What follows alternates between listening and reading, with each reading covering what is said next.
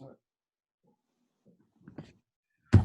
Welcome, New Era, to your fresh week 3 newsletter. We got 2 weeks in the 2 weeks that's wrapped up in the books. We're gonna look forward to this week 3. Before we do that, everybody rip off your band-aids or your crutches or whatever you need. Here's a quick recap of last week. Just going with just from the top of my screen here, we have the Riddler versus Breeze. This was a close game, but the Riddler just put up 165 points, and that was pretty much enough to secure the W and go 2-0. The next up, you got the Fresh Prince of Bel-Air, who's on the come up. I think we called that last week, and certainly paying dividends, and it's coming to form. Aaron Jones dropping 49 points. That's what happened in that game. He went up against Ghostface Killah, and even Dak Prescott's 49 points couldn't stop Hilaire's attack. So that was a good win, tough matchup, good win there. The next game, Hit Where It Hurts versus Pillaging for Fun. This is a game where we saw, unfortunately, Saquon Barkley went down. We don't like injuries, but Saquon went out early, and that was pretty much kind of just threw off the game at that point, and Pillaging just took off and dropped the surprising 174 points. I think that score would have beaten probably whatever Hit Where It Hurts would have wound up putting up. But at least it would have been a more competitive fight, if you will. But next up was the is that bad, Raph? You just had to stop mid-flow. Can we like we solids for our team or something? Come on, man. He's like grand opening, grand closing. Right. Man, look, you really can't be any happier to see my demise, Raph. You really can't. You can't even hold it in. Not. You can't even hold it in. So you trying. Yeah, I learned last week there's something called the third wall, or the third curtain. So I'm trying my best here. Right. And can we get some type of curtain for the New York Giants? Can we get some type of curtain for that? Yeah, sure. So the New York Giants, their offensive line is going to get everybody killed, and that's basically what happened here. They got Saquon Barkley killed. Poor Daniel Jones is running around for his life. They got nobody to throw at. They got a new coach who actually I'm a fan of, Joe Judge, but he's kind of has that like hard-nosed, blue-collar appeal about him. But he's just coaching a pretty crappy team right now. There's not much you can do when you're losing. You can't let Saquon do what he does, if you can't protect him and you don't provide holes for him. He can't hurdle over everybody. So True that. So back to your review, man. I just had to jump in for that moment of silence you gave me, though. I mean, listen, there is no other talent in the league like Saquon Barkley. We can all agree. So when somebody that caliber goes out for the year, not only from a fantasy perspective, but just from a fan of the game perspective, like you do got to just, moment of silence, because that's greatness you won't get to watch. I don't want to put the text on Zeke, but, I know every year this comes up, who's a better running back. I've always said Barkley's a better athlete. Zeke is a better running back. And I think, again, the best ability is availability. And, again, not putting nothing on Zeke. I want to hex him.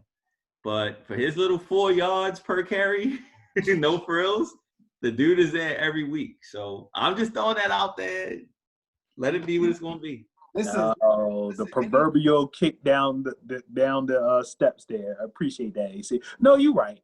I mean, look, Barkley tried to make a play. And granted, the Giants' offensive line is terrible. So it doesn't help him because he got, as me and AC talked about over the weekend, he literally has to make something happen on every play because the line is doing absolutely nothing for him. And that makes him make mistakes. Like, you're doing too much. Like, bro, you're only going to get 4 or 5 yards out of this. Go to the ground. Like, try again.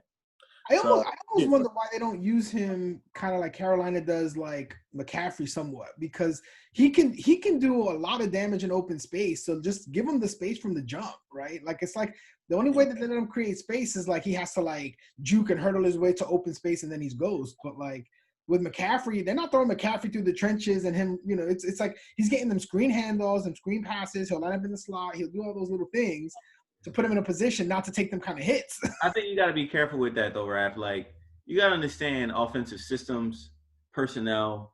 There's a lot of different elements to it. For one, Garrett doesn't come from that kind of offensive philosophy. Two, they may not have the personnel to execute the plays that they execute in Carolina. So you got to be careful with that. Like, I would say they need to. I would say it's more on Saquon. He needs to turn his game if he wants to be a running back that's going to get carries, like a lot of carries. He needs, in my mind, lessen up on in his training, lessen up on like the weightlifting, and focus more on agility and vision, and then also just learning when to say, okay, you got me. Like, the dude tries to fight for like every inch. Sometimes you just got to say, all right, like, I'm going down. And even in his training, like, you look at the man's legs and you're like, gosh dang, like, but just think, like, for every cut, every move that he makes, like, you're asking like your quads, your hammies, like all of that to like perform. And that's a lot of pressure and tension and torque to put on your body. So I can't. Like a truck, though. I mean, I think he's put his body in a position to do things that no other body in the league can do. So part of that is when he's out there. Yeah, when he's out there. But you know what? I guess, listen, as a Giants fan, Judge he's a Belichick disciple, and if you notice in that system, to the extent, I'm not sure how much of what he gained over there he's incorporating onto the Giants, but like, when all their running backs had a certain patch catching ability to them, right? They always had like a Rex Burkhead, a Deion, like they always had these little kind of guys that are these dual threat kind of running backs. Maybe not. Yeah, but okay, again, he's a special teams coach, and he brought over Jason Garrett to be his OC. Jason Garrett doesn't come from because Belichick was a DC, but even all their offensive coordinators, they don't come from that same kind of system that Garrett does. And that's like deeply rooted. Like, Garrett comes from like the old 1980s, like how the Chargers were running, the Rams ran the same kind of offense, vertical, your running back, like get him up the field kind of thing. Marshall Faulk, that kind of thing. So New England special teams coach, more of and it was Eric Coryell, like that kind of system. Like, that's not what you see in New England. It's a totally different thing. So you can't use that. Yeah, but at the end of the day, I think what we can all agree on is that Barkley got injured because he was doing too much, because his team is putting him in a position where he's doing too much. Right. So, unfortunately, fellas, we're going to have to part two that conversation because that wasn't on the script. So, Brad, Barkley just got to learn to you got me. Like, every play, you don't got to turn into a highlight. Sometimes you got me. Like, that's it. Yeah, you got to go down. You got to go down. I mean, we suck. It sucks to have to do that because as a playmaker, you want to make plays, but sometimes you got to go down. Raph, anything else you saw interesting in the league, or do we want to go straight into the power rankings? I'll just call the last game, which is Two and a Possible versus Baskin-Robbins. I think, Baskin-Robbins got thumped by Two and a Possible, another team on the come up. But again, I think Baskin-Robbins, it's playing out just like we thought it was before, where his holes on his roster are basically killing him, right? When Henry doesn't score a touchdown, he ain't holding you down. David Johnson has some question marks, and he only ran for 34 yards. So, and that depth ain't there. So, that's the issue. T.Y. Hilton is not a wide receiver one that you can rely on week in and week out. So, but with that said, I'll throw it back to you guys for the. Wait, Bad News Bears and 100 Proof. Did you talk about them? That man Gene is back. You ain't got to worry about me no more, Raph. But you do got to worry about Gene. You're right. So, I just look over 100 Proof. Bad News Bears and 100 Proof. So Bad News Bears is a bad man. I think, the week one matchup between the Riddler and Bad News Brown, I think lived up to some of the hype, right? It was a good competitive game, 2 solid scores. He ain't go away. He ain't take that loss and just kind of packed it in. He came in and dropped 167 points. Russell Wilson's playing probably the best quarterback in the league right now.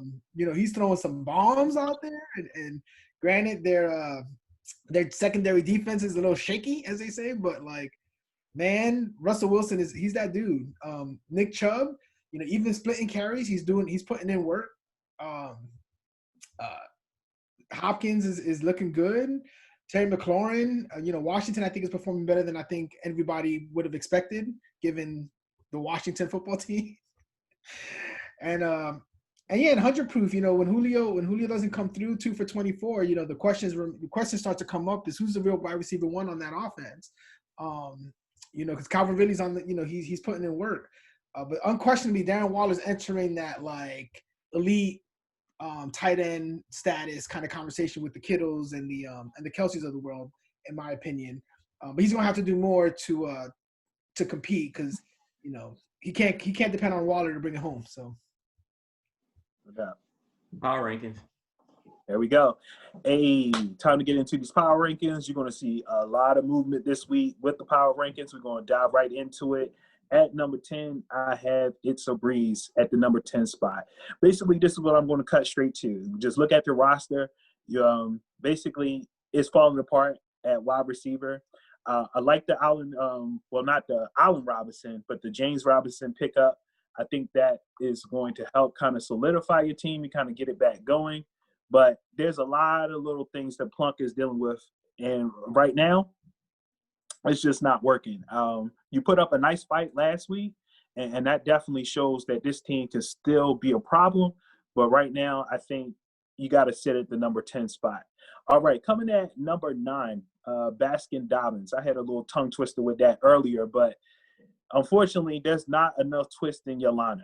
Raph kind of alluded to it in his week preview, but your wide receivers, T.Y. Hilton sitting there as your number 1 wide receiver, it just doesn't help you out. So you got enough firepower at running back. There's certainly talent there. You got Pat Mahomes, but when you get to the bottom of that lineup with the wide receivers and your flex, it's just not solid enough to put in a competitive week.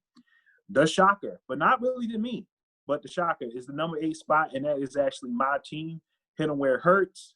The problem is that I've been getting too many hits. So between, Michael Thomas going down first week, game 1, then this week, week 2, Barkley and Mostert goes down. My team is just not as advertised. So yes, coming off of the draft day, most teams were looking at perhaps my team being a title contender. But right now, with the injuries that I have, it's just not looking good. Now, the good thing is that wait a minute. I'm going to get to it. Don't think I'm going to just bury myself. I'm not reading you a eulogy yet. Hold on, AC. I got you, brother. I got you. I'm not saying I'm dead. I'm just saying right now there's some causes for concern. Now, I got depth. There's some good news that came out of the last 2 weeks, right? You got Jonathan Taylor. He's grabbed a stranglehold over that job. So we don't have to worry about Nyheim Hines. It's his job. There is life in Cleveland.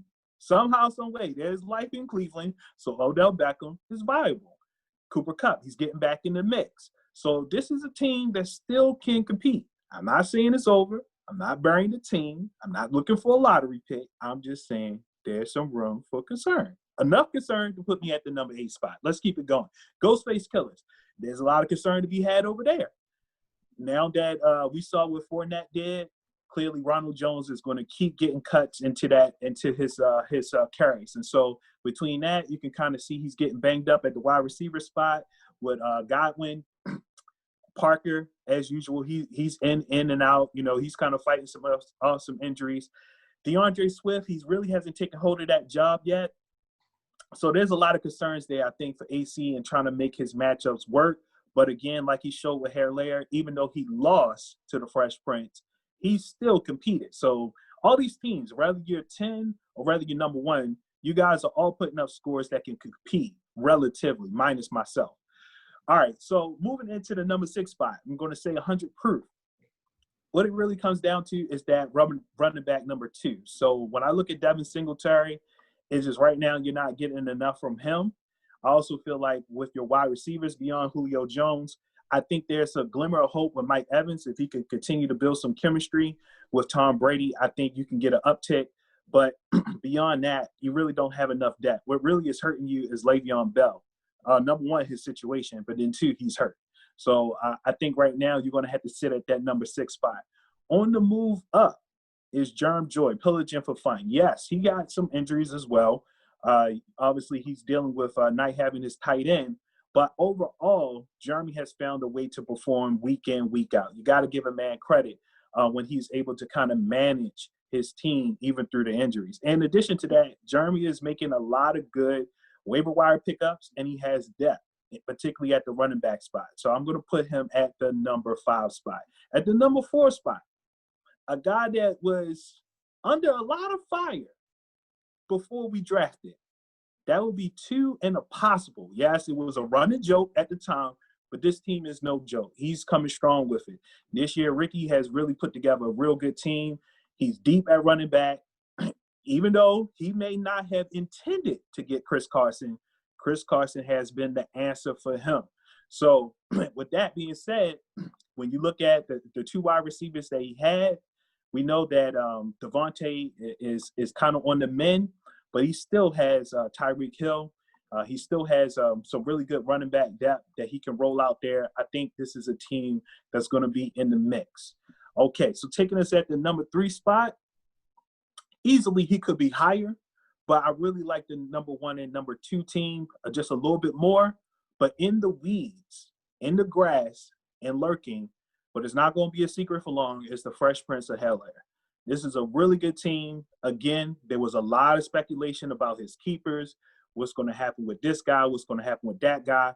A lot of the things that we predicted, at least that I predicted in regards to Thielen, has turned out to be right. Thielen is going to be steady. He's going to be fine. I like what I'm seeing for Aaron Jones. Clearly, whatever the Packers was doing with their first 2 picks in the draft really doesn't make a difference to Jones. These guys are on a mission. And because they're on a mission, they're propelling Marv's team. Also have to give him credit for his Kareem Hunt pick, because even though it seemed a bit early, Kareem Hunt has been absolutely productive and has been holding down that flex spot. And that's really has been propelling him into that number 3 spot. So for the number 2 spot, that man is back. Like I said, Raph, you don't have to worry about me no more, but you do got to worry about Gene. Gene is a very deep team. You look at Russell Wilson, who's balling out. You're looking at the resurgence of Nick Chubb this week when we thought he might be dead and gone. Not so fast. You got Tyler Higbee. He's going off. Melvin Gordon has pretty much secured that job. Now you got Leonard Fournette sitting on his bench, and he's about to get that job. This is a very deep team. So when looking at the composite of his team and every starting spot, he checks all the boxes. But that still leaves Raph, although we may not like it, it still leaves him in the first spot. He took a hit. I mean, it's a big hit. Not having McCaffrey for 3 to 6 weeks. We don't know how long that high ankle sprain is going to last, but he's still the number 1 guy. With Dalvin Cook, he's filling in with Malcolm Brown, but Calvin Ridley, to me, he has been the key for Raph's team this year. Him and Metcalf is really making a difference for him. Is keeping his team from not just being afloat to really putting pressure on teams every week. And Lamar Jackson is living up to his billing. So those are my week 3 power rankings. We now turn it over to the matchups. All right. So we've been kind of, but not like having this practice of ranking the matchups and giving them game times. But then on review, it's looking like we haven't been calling out those like time slots. So we kind of scrapped that. So I actually like what we're doing now. You're about to see. We're just going to just rank them, right? In order of like the most pay-per-view worthy and, sort of not pay-per-view worthy. And obviously we're going to go with, we're going to put the pay-per-view matchup last. But it gives me absolute real quick, AC. So would you say that the first matchup is like a TNT on a Saturday afternoon? Vern, my man. This matchup is like it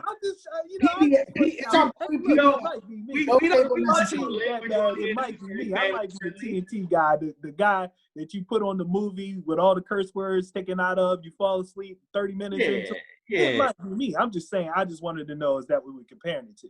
Yeah, I mean, Vern, I would even say, man, this is like, again, I'll just abbreviate it. This is like bleeping like Sunday night, in the Monday morning around like 2 a.m. and, with the infomercials come on, you know what I'm saying?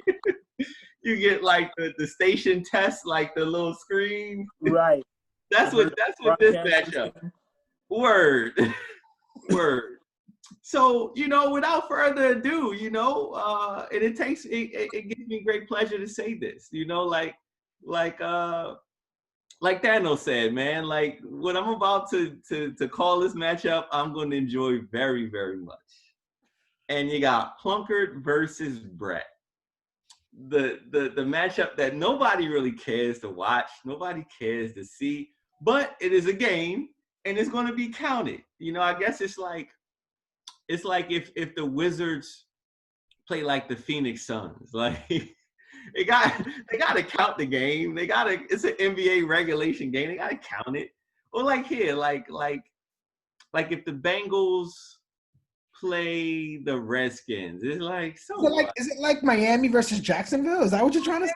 Versus Jacksonville. Is that what you're trying to say? There is literally nothing going on in this game to steal from NFL Fantasy Live. Like, this game helps no one. So anyway, all right. So we got Brett versus Plunk, man. I mean, both are 0-2. But I will say this, I give Plunkett credit because he's been working the waivers hard and he's made some good moves. That James Robinson move, to just have a healthy running back these days is a commodity. So looking at the matchup itself, I mean, again, Brett is always going to come into every week with Pat Mahomes and Derrick Henry, and that's always a great way to start up your week. And but it starts to sink, and he doesn't have the consistency. Just evaluating this matchup, he doesn't have a consistent 1 through 9 like Plunkett does. Plunkett is going to come in, whether we love him or hate him. Robinson, Diggs. I'm looking at Josh Kelly, Austin Eckler. So he's walking in the door with at least a consistent running back matchups and consistent receiver matchups.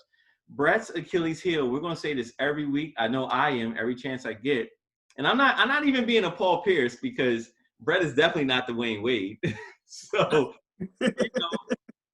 I just feel like Brett sunk himself only for right now with the J.K. Dobbins thing. Now, some of that may be a little hate because I won him. We all know this at this point. But, once Dobbins catches on, well, then Brett's going to just skyrocket. But for now, for these weeks, this is what we foretold. I mean, coming in every matchup with T.Y. Hilton and Tyler Boyd, like, Tyler Boyd is your guy when you need a fill-in, or if you just have like a Calvin Ridley and you're like, all right, then I don't need, my number 2 guy to be a hero. You're good. But when you got T.Y. Hilton, who, he may get open, he may not, he may get down the field, or where is he at? Then you got problems.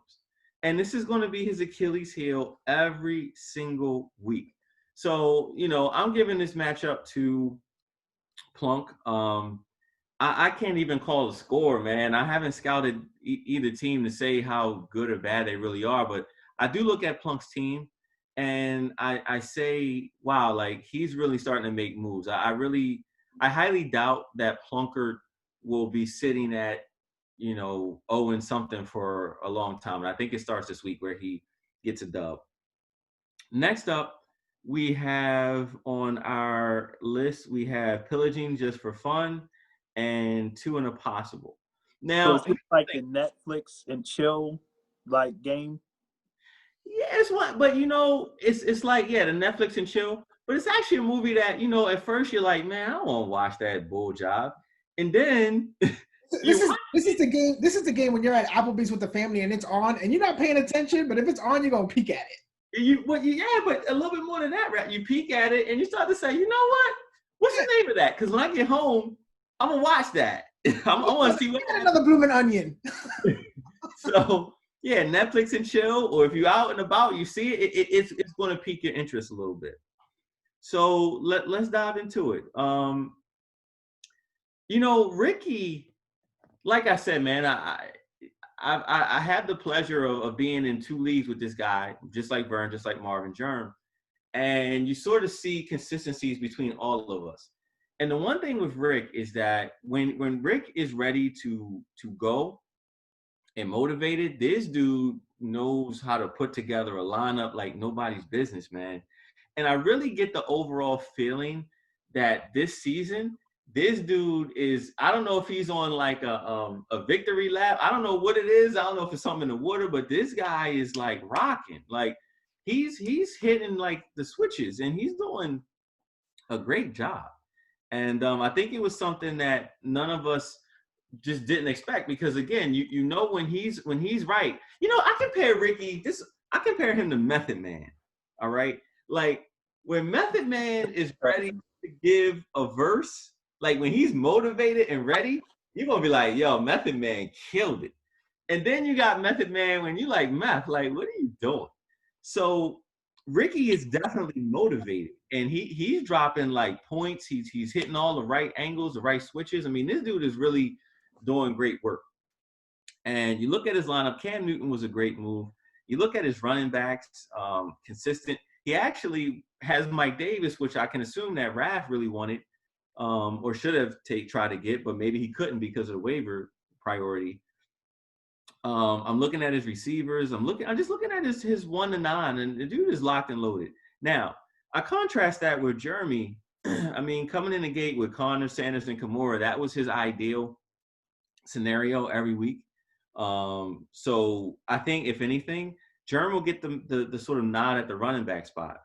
The receiver spot, I think Jerm has fallen into sort of the same situation all of us are, where the injury bug is hitting and we're just running out of bodies. Because I see like Deshaun Jackson, and I get it, I get the move, but it's like, well, we'll see what Deshaun can do. Like, he ain't no spry chicken out there. So, you know, DJ Moore is going to be DJ Moore. Jonnu Smith, I like the pick off of waivers. I think we all can agree with that. But I just look at Jeremy's team, and I see outside those running backs, I see just different fractures. I mean, Miles Sanders should get it off against Cincinnati. Connor, again, it's every week it's a roller coaster with this guy. Like, you just hope and pray that he gets through all 60 minutes healthy. And that's sort of like beyond the points. Beyond, you know. Here's a question, right? So the you know, Barkley goes down, the Giants signed Devontae Freeman. You know what his track record is? What are you expecting out of him? Because he did pick him up on waivers. Who, Jeremy? Jeremy picked him up? Because I was getting ready to say, why are you asking me about Freeman? But you know, Raph, you got to let the guy get into. You got to let him get in the camp. Now, again, this is for entertainment only. Like, this is not for lineup suggestions. And I know Jeremy, like, he ain't using what we're saying to help him set his lineup. But Freeman has to get in the door. He has to practice. He has to learn the playbook. So I really don't see him helping him this week. Overall, I think if any of us had to pick to get Freeman, we would have made it. But you make it knowing, like, well, we saw what was going on with Barkley. Why should Freeman fare any better? Like, nothing has changed. Right. All of a sudden, they signed like Larry Allen, Ty Smith, you name all the Hall of Fame offensive linemen in their prime, and like go in the time machine and bring them back. Well, they'd be like, yeah, Devontae Freeman about to get them yards, boy. But given the state of the Giants, if Barkley every play made, everything, it's all dependent upon the player. So, like, Freeman's not going to run the ball the same way Barkley does. You're not going to see the holes and this and that. I mean, they're different. But I think we can all safely say that Freeman is not anywhere near what Barkley is. And if Barkley was struggling, I think just without any other knowledge about the situation, Freeman's going to have his issues too. I also think so that really begs the question. Now, I'm not going to dig into this. I'm just going to put the question out there, and we're going to keep it moving. Yeah. Why would you give up Benny Snell if you know Connor gets hurt to pick up Devontae Freeman? I just want to leave that question out there. We ain't got to answer it. I just want to leave it out there. All right, keep going. Okay, I got you. So, I look at Jerm's team. I see Ryan Tannehill at the start. Like, this is not about questioning any lineup moves, because, again, I don't want anything beyond entertainment purposes. But if I'm just comparing the two lineups, I just see a more consistent 1 through 9 than what Jeremy has. So I'm going to go ahead and give a nod to Ricky. I think that Ricky's going to come out of this 3-0. And, again, watch out for that. Watch out for that man, Ricky, man. He's a bad man. Like, when he's ready to play, he's a bad man. He's a guy that when he's not motivated, you're like, yeah, I'm about to get this dub this week. when he is motivated, let me tell you, I've taken some losses across both leagues where he's put some ass whippings on my team. So there's always going to be a respect there for Ricky. And, you know, I love an engaged Ricky. So he's on his grind. So I pass it off to Raph or Vern or whoever's next. Which is the next one? I just want to make sure with the order. The next matchup. Man, that's when you know that the video is going well. So Raph, you have Hit 'em Up or Hit Hurts versus the Fresh Prince of Hell. I'm a dub this game. Never beat a man when he's down. But I feel like that's what's about to happen. Partially because, listen, there's no, you know, I look at this game and there's no question that, you know, Aaron Jones is probably the hottest starting running back right now out the gate, right? He's putting in the work, he's putting in the numbers, he's going to work. And he has the benefit of playing against the Saints this week. So, I mean, it's totally possible where he puts up another 30-plus points. And, you know, when you have that kind of a lead and you can forecast that, you know, with the team that, you know, through no fault of hit him where it hurts, you know, when you lose Barkley, like, you no longer can say, well, all right, well, who do I got to match up against Aaron Jones? You know, Kenyon Drake? Like that offense is clicking, they gelling, but Kenyon Drake ain't Saquon Barkley, and right now he ain't Andrew, you know, Aaron Jones. So, you know, I think, you know, I expect Taylor to come out here with the dub, but I think this is going to be a little more competitive than people give credit for. I think even despite these injuries, you know, Jonathan Taylor against the Jets, you know, it's the Jets, man. So that's all I can say. If there's a game to set any rookie up for success or any team up for success, is play against Adam Gates. And I think this could be his coming out party. You know, and if he does this thing, you know, Kyler Murray again has been playing fantastic. He got the Lions, right? He got Detroit. So, you know, you got some starters in there. I think that Ertz has some starters in there where I think he'll put up a good fight. You know, again, I think you're missing Michael Thomas for sure. So I don't know. I think Hilaire is gonna continue the winning streak, man. That's just how I see this game playing out. But I'm saying it's gonna be closer than most people think. So Raph, are you saying this is like a red box, like Saturday night kind of like pickup special? Nah, this is pop some popcorn with this. Do you get like peanuts from 7-Eleven while you're there? I'm gonna throw it back to like, I don't know, 92, where your neighbor had the black box and the fight was coming on, and you didn't want to drop 30 B's to pay for it. Well, you're gonna go to his house and he gonna hook up that black box, and you're gonna watch that pay-per-view event from start to finish. Because, you know, you kind of want to see, you know, you got some stars in the lineup that you want to see. You just don't want to pay the 45 B's to watch it yourself. That's okay. Got you. So you I'm gonna jump in this one. I think that one is Vern. You're very self-depreciating, and I don't like it. Two, you know, I'm not gonna break the third wall. Marvin, he got the dub over me last week, and that dub, I'm sure we'll be hearing about that dub even privately between me, Vern, and Marv over a lot of months. I know that. Yeah. But looking at the lineup, man, I feel like I'm giving Vern a chance. Like I'm giving him a puncher's chance in this game. I'm not. You gave the analysis of like who you think is going to win, so I won't disturb that. But I look at this game and I'm like, Vern has just as good a chance. I mean, and again, I'm not going to like rank lineups and this and that, but I get why he's playing the people that he is playing, especially that Marquise Brown move. Like I get it. Like it makes sense. I don't think it's like a necessity thing. I just think it's coming from a good thought process. So as I look at Vern's lineup and I'm looking at the matchups, I mean, goodness, like, yeah, Aaron Jones hit 50 points last week. I know, I was there for it. And he got it on Detroit, right? So Kenyon Drake, now I'm not saying Kenyon Drake is going to get the ball 30 times. Let's just say he gets 20 touches. But it's coming against that same Detroit Lions team. That's all I'm saying. So it's like I'm looking at these matchups. Kyler Murray against the same Detroit Lions team. So Jonathan Taylor versus the Jets. So it's like some of these are like, well, who else you want to play? But at the same time, like I said, I mean, you know, and again, Marv put up that $150 on, he hung it on my head, like, believe that.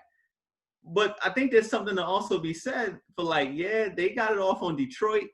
They got it off on the Bengals, who look like helpless during that game. And I just feel like if we're going to give Marvin the full credit, deservedly so, let's also understand, Vern has some of those matchups going in his favor this week. So I'm just giving him a puncher's chance. I'll just leave it at that. And I'm not talking like, a light punch. I'm talking like, a real punch, So that's it. Next matchup. In the next matchup here, we got the bad man. Is it? Yeah, it's the bad man, the Bad News Bears versus the Ghostface Killers. I think Let's get to the end. Like, I'm giving Gene the advantage. Yeah. Not so fast. I will say this though, and I've said this before. Now it's worth reiterating. For the position that you're currently in, starting like before like right after the draft, when given where you were at, I don't know if there's that many owners who could just like compete, or who would have been like, you know what, all right, let me trade me a fourth for this for Elliott, week one, you know what I mean? So because of that, I think you kind of epitomize like just always keep fighting, putting up a fight. Win, lose, or draw. I applaud the effort week in and week out. I do. Just swinging. Swing it. Listen, sometimes you just got, the other person got the reach, got the strength, got the height. The referee don't see the low blow. Ain't much you can do.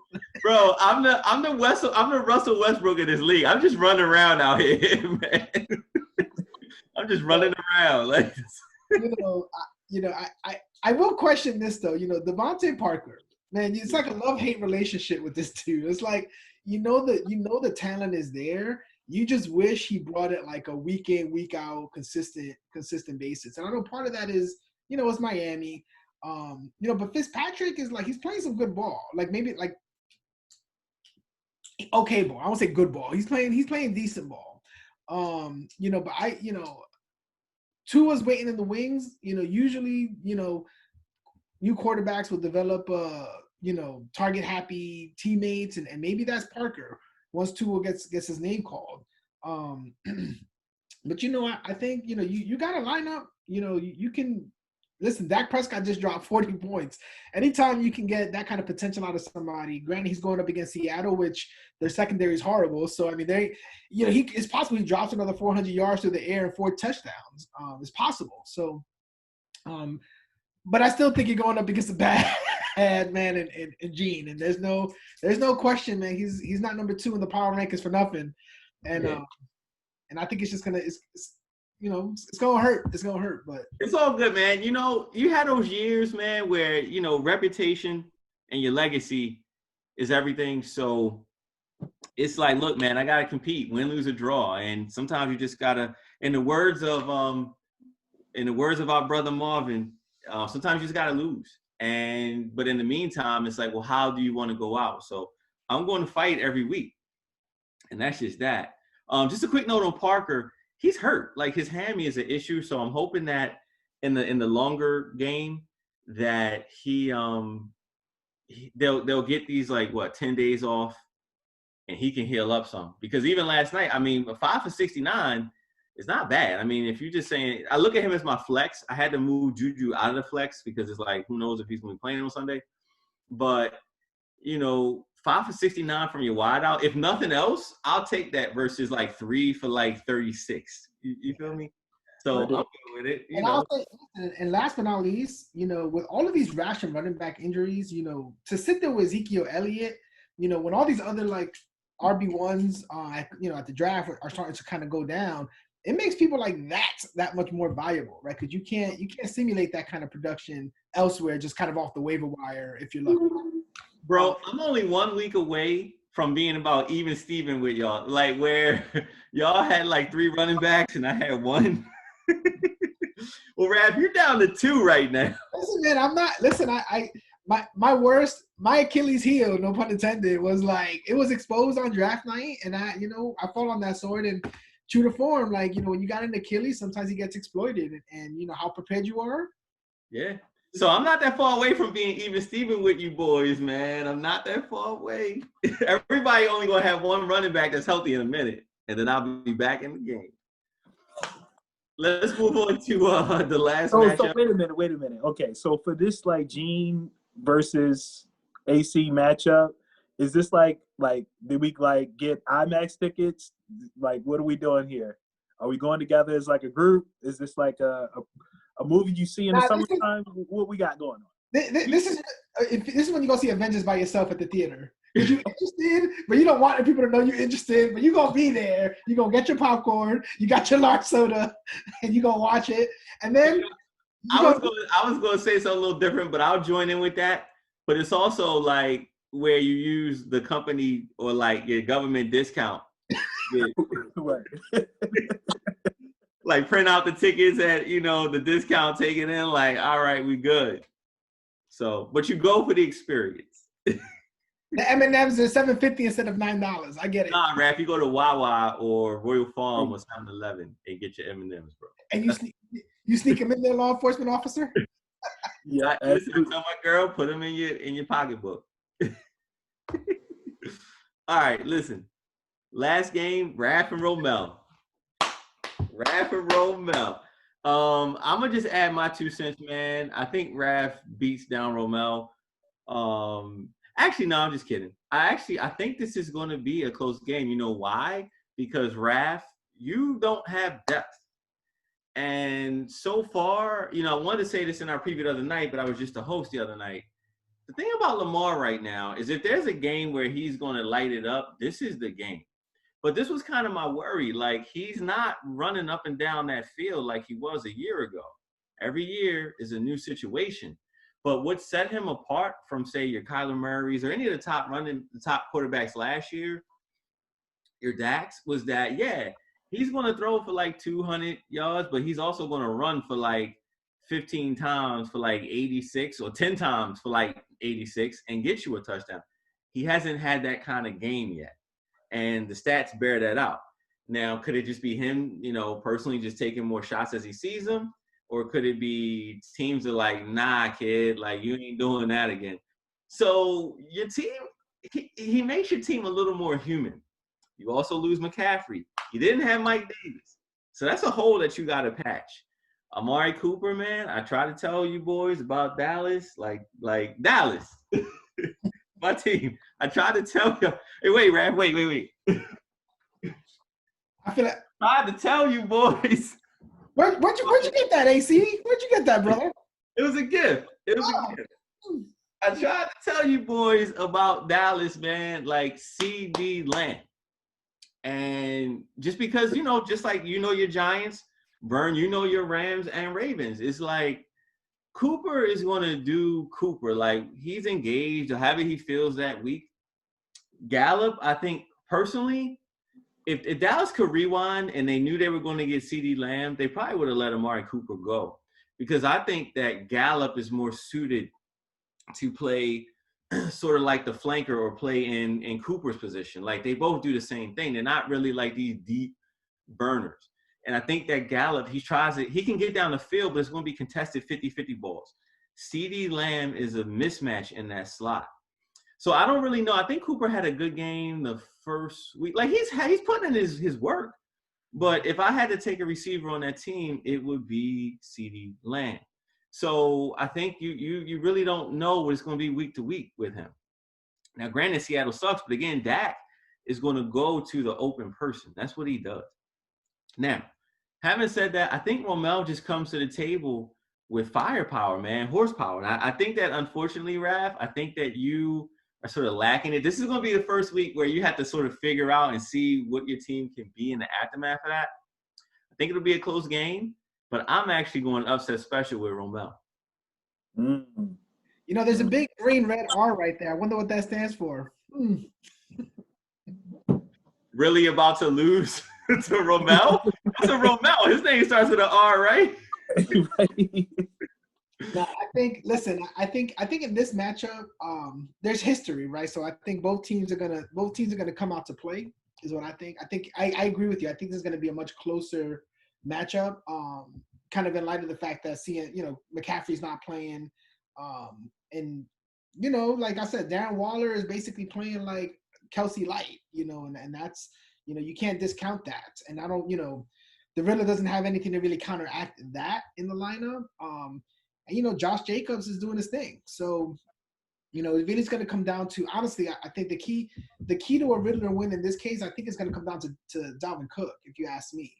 I think if they can get him more passing opportunities to do what he does, then I think that will help kind of fill in some of what's been missing the first 2 weeks of the season.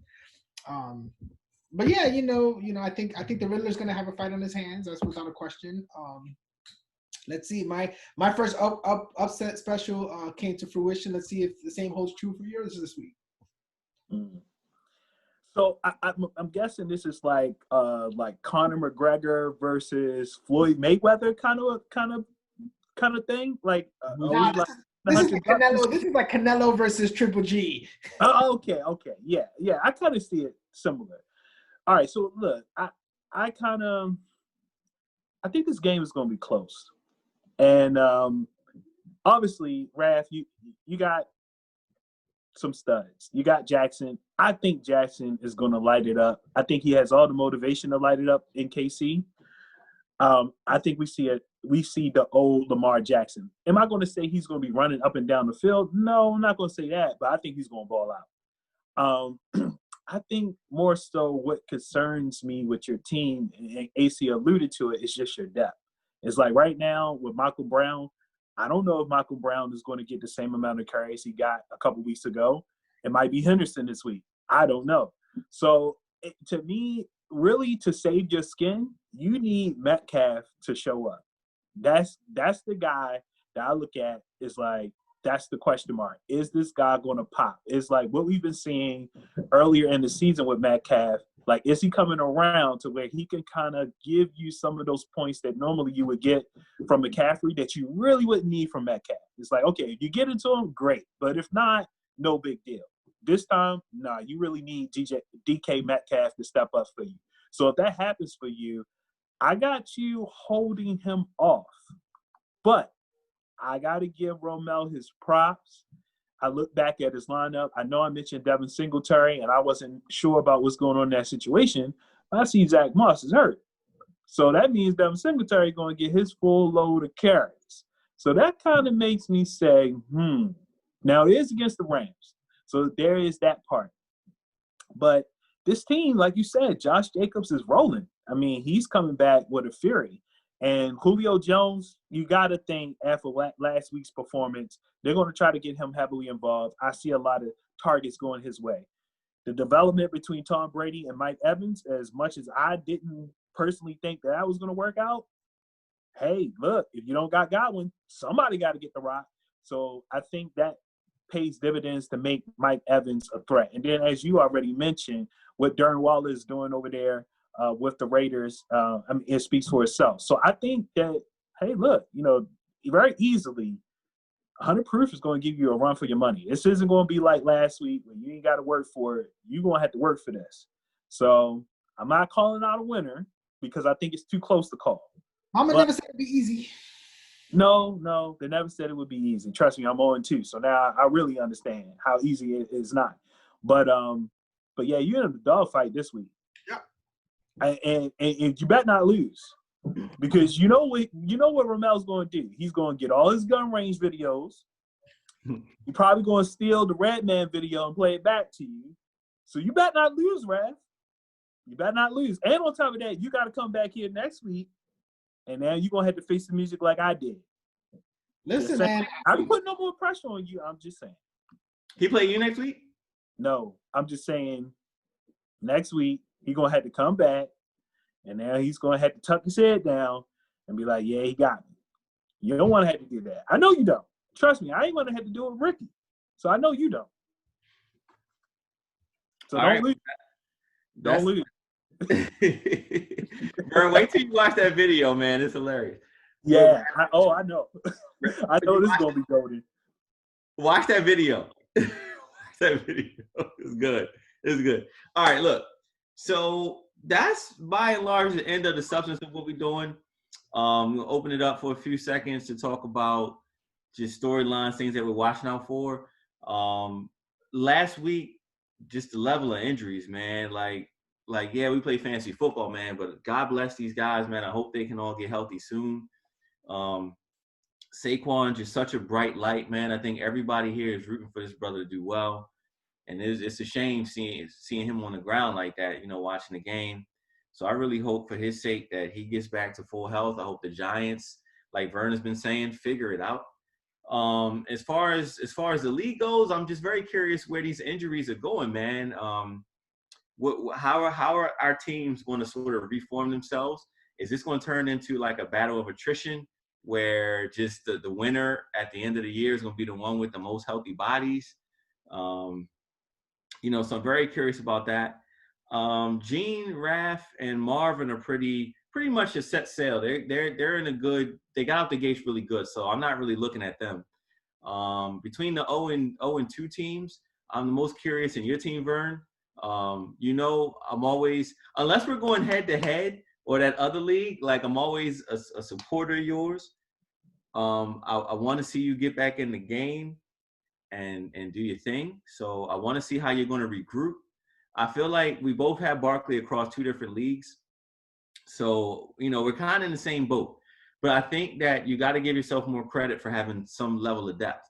You 2 of your 3 keepers are now out. 1 should be back soon, but 2 are out right now.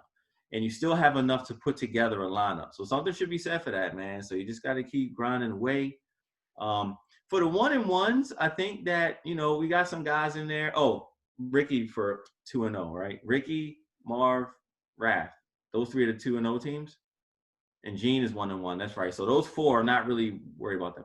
But the other 1-1 teams, myself, look, man, I'm just trying to just stay afloat and, compete every week. And it's going to be what it's going to be.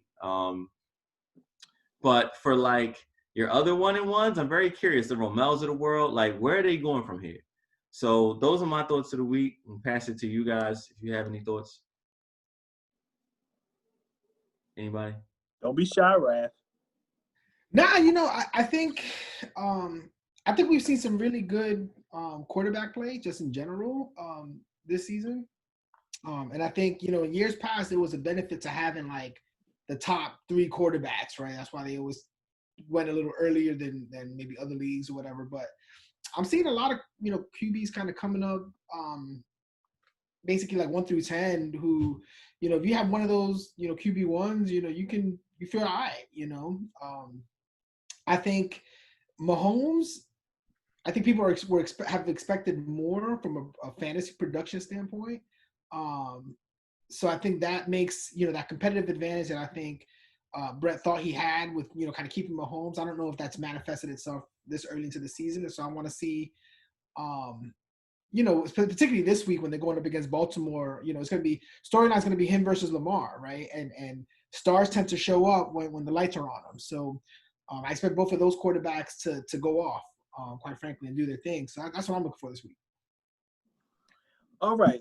As far as what interests me in the league, the way I see it, gentlemen, is the scoring. The scoring, even though with the injuries, and certainly that's a big concern for all of our teams because these next 2-3 weeks is really going to make a difference if you can kind of make it through that. But the scoring, man, it's tough to get a win in this league. I'm looking at week 1, teams are scoring 150, 160, 170, and you never know what team can do that. So I think when you kind of individually kind of look at your team, you can't look at it how in years in the past, if you get to 135, 140, you got a shot. Like now, you really got to score 150 to feel comfortable even remotely getting. I mean, you see what happened with Aaron going against Marvin. It's like, I think you put up what, 149? 5, I think. 145, right? I mean, that's a pretty high score. I mean, versus most teams, that's a win. But now with this league, man, just looking at the week 2 scores, it's just like, man, 170, 160. These are winning scores now. So that 140 just isn't good enough. So to me, I think that's something more or less to keep an eye out for is does that trend continue to where even though the injuries are happening, scoring is going up. So it makes it a little bit harder for you to get those W's. So that was my my observation of the week. All right. Now, last week, I left y'all with some questions that caught y'all off guard. Do y'all have anything for your boy over here to catch me off guard? Yes, I do. I want to ask you, if you were a betting man, who would you say will have the number 1 pick in the draft next year? For our league? Yes. Our league? I mean, it is a video for our league. So, you know, yeah. well, I mean, NFL, I'll be like, all right, well, let me think. Yeah. No doubt. But no. Our league, you know, I'm not scared to put this on tape because, again, legacy and reputation, I hope it's me. So if I were a betting man, I hope it's me. But I know it's not in my nature. Like, you're just going to have to beat me. Like, the only way I'm going to get there is for me to just get my butt beat every single week. So removing myself from the equation, if I had to think about, I don't want to just look at the 0-2 teams.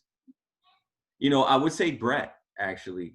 Plunkett is too crafty to not put some wins on the board. Now, I don't think he's going to get that far. I think he has a half a tank of gas, but he's too crafty. I think Brett's strategy right now, and I'm not just singling him out because actually, you know, it's all love with me and Brett. Brett knows I got a big, great love for him. But I just think the strategy that he's rolling out there with these receivers every week is just not going to be enough. It's akin to just say I have Zeke and Dak, and everybody else is just kind of like, all right, well, we're going to wait to see what happens with these guys over the course of a season. And I don't have any wideouts. You know, at least in my case, I have Godwin and Juju and rolling the dice on Hayden Hurst. So it's like I have a glaring hole, but like Brett has he has shiny toys. And I just think that what it may come to with him is that if he puts some more L's on the board, he may wind up trading some of those shiny toys to the contenders. Because I just with no receivers every week, I just don't see him really contending. Because all you guys have running backs. So a lot of that is a wash. What separates is if you have mismatches across, you know, other areas of your team, and he doesn't. He has Mark Andrews, but again, Andrews is a guy that he's going to give you the really blow up numbers, or he's going to give you that sort of 5 for 50. So that's not really a mismatch yet. I'll say Brett. I'm gonna say Vern, actually. And this is why. Well, he didn't ask you, Raph. He asked me. No, I will reserve my opinion. No. Don't stop him, Murray. Don't stop him. Continue, Raph. You know, and I'll say I think it. So I don't. If I had to pick a surprise pick, I think it would be your team. I think one, because I mean, obviously, you know, you don't have Saquon. It's hard to recover from that. You alluded to it before, and you got, you know, Michael Thomas with a high ankle sprain. We got to see how that manifests. Usually, wide receivers, that's hard for them to kind of just come in and do what and expect them to keep doing what they do on a weekly basis. All that changes if your horses come back, but current status quo, you know, while you're putting together lineups, you alluded to it earlier, right? $150 isn't necessarily a guaranteed win anymore, right? So you got to figure out how to get past that 150 curve hump, you know, and you know there could be scenarios where, you know, your division is you know, it's gonna be tough, and I think you know, if things cut a certain way, you know, I mean, there may be a point in the season where if you know that you're out of it, you may make some strategic moves to betterment of your team, but I'm always, you know, just